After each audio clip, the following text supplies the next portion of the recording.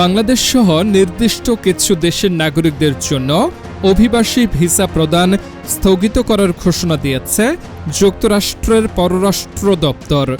গত ২১ জানুয়ারি ২০২৬ থেকে এই সিদ্ধান্ত কার্যকর করা হয়েছে। সোমবার ২রা মার্চ সকালে ফেসবুকে এক পোস্টে এসব তথ্য জানিয়েছে বাংলাদেশের মার্কিন দূতাবাস।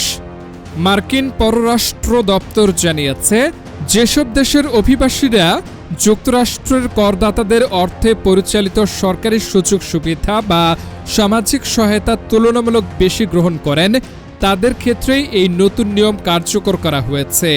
মূলত মার্কিন অর্থনীতিতে অভিবাসীদের প্রভাব ও সরকারি ব্যয়ের বিষয়টি বিবেচনা করে এই পদক্ষেপ নিয়েছে ওয়াশিংটন।